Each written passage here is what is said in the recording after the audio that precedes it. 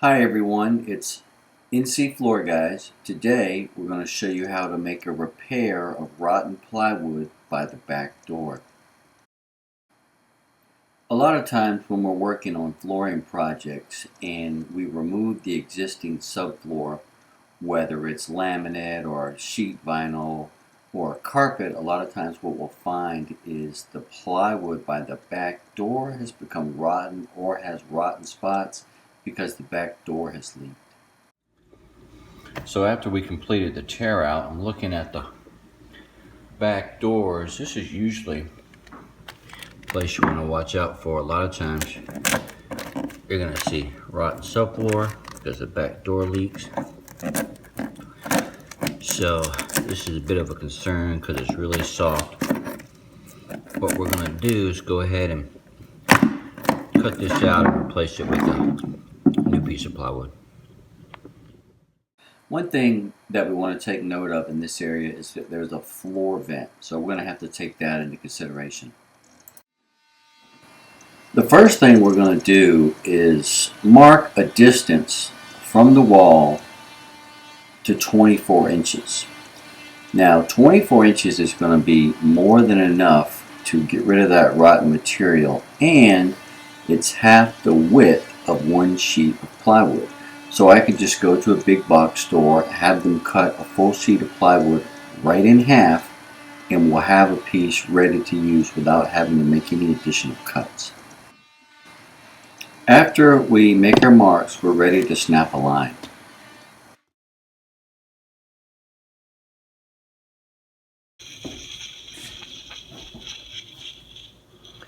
Alright, your line is right there in front of the, see it right there circled right in front of you, right in front of your left knee. Yeah, it's 24 inches up. Yeah, there it is. Alright, I'm on. Can you snap that? Alright, perfecto. Then using a skill saw, we'll make a cut down that line, and that will mark the area of plywood that we need to tear out.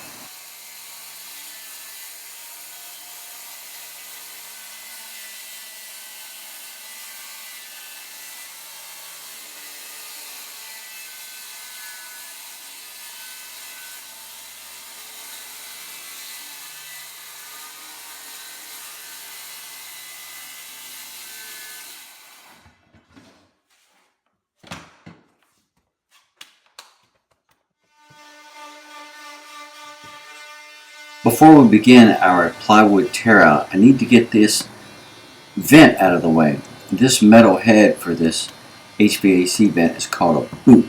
So we have to pull the nails out of the boot, pry it off the plywood a little bit, and then we can push it down and get it out of the way.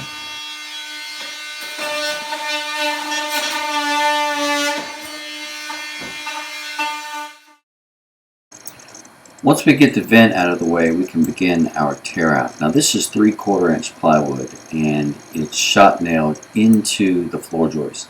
So it's going to be very difficult to tear out. It's going to take some muscle, so you might want to use some tools like these pry bars to help you get things going. Also, you might want to make some additional cross cuts with your skill saw so that you can break the plywood down into smaller sections. That makes it easier to tear out.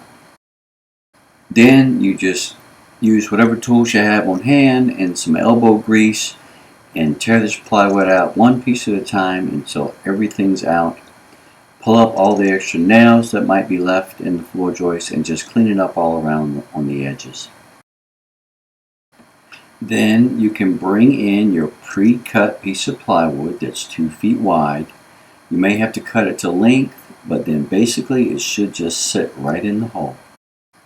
After our new piece of plywood is in place, we want to nail it down. Here I'm using 3-inch galvanized ring shank nails. You nail those into the joist, which should be every 16 inches on center.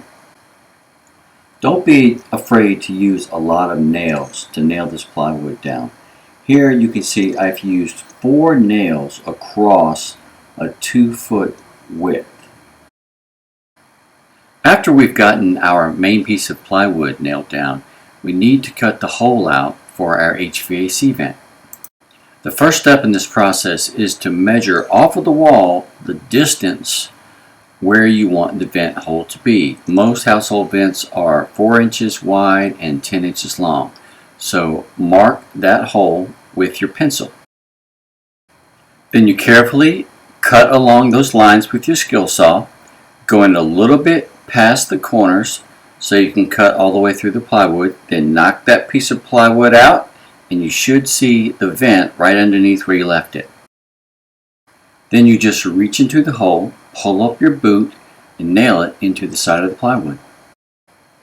And that's all there is to it. Your repair is complete. Thanks for watching. Please subscribe, and if you have a flooring project that you'd like to see more information on, please leave a comment below and we'll get to it.